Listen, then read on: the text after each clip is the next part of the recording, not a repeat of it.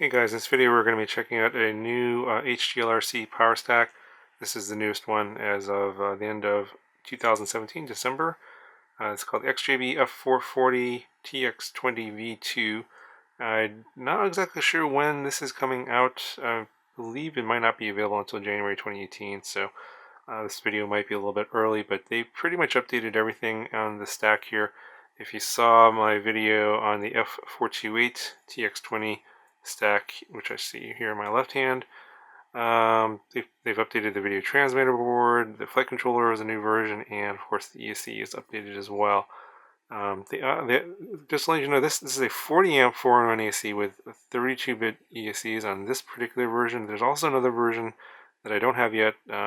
It's called the F438. That's going to also come out with 38 amp 4-in-1 ESCs that are going to be BLE-S. So I'll keep that in mind. I think all the other parts are going to be the same as well. But let me just quickly show you what they've changed in the package. They've added a 1000 microfarad 35 volt capacitor, and with the likelihood that you're going to use this on a 5-inch racing drone, ultralight racing drone, this is probably something you're going to want to get reduce your video noise. We'll take a look at the 4-in-1 ESC board. It's the same size as the 28 amp that was on the previous version. But this is for 40 amp ESCs, and now they're BLE32. And we have on this side here, this is where you would connect the capacitor, and then you have a one connection here that goes to the flight controller for the ESC telemetry, and then you have much larger pads here for your battery connections. So I believe on one of these diagrams, I think they included here,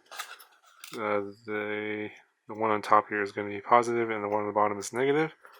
So that's kind of nice. Obviously BL32 is the way to go going forward. You can do D-Shot 1200, but look at this, 40 amp 4-in-1 ESCs and a 20 by 20 form factor, super tiny. It's really awesome.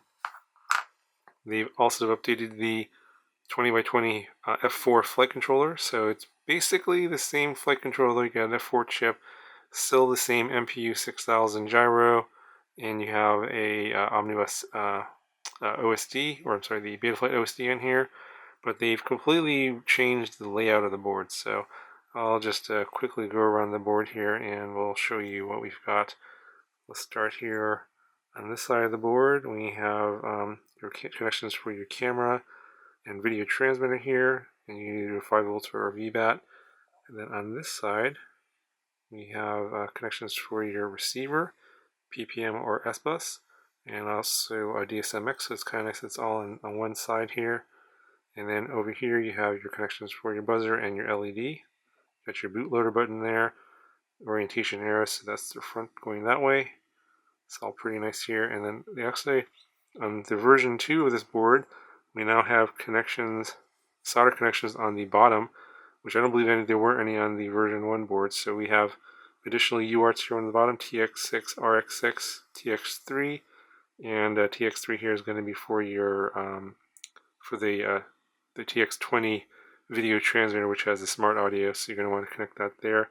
Connections here for, looks like buzzer, RX3, and you have your solder pads for the current sensor and RSSI. So lots of new features on the version 2 board. I like the layout of this board much better, so definitely an improvement on here.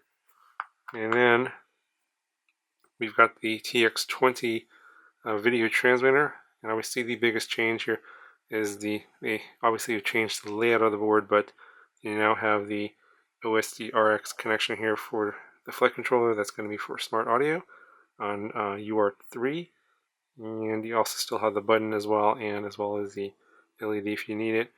And they still include the micro FL connector with the whip antenna. Now they do include a little instruction sheet here for the TX20.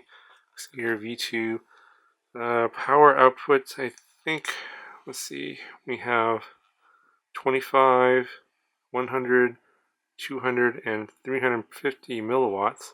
So those are the power outputs available to you. And then these are the little lines on the LED screen that will indicate the power level. So you have one line on top is 25, the middle one is 100, the bottom one is 200, and if you have the top two lines, that's 350.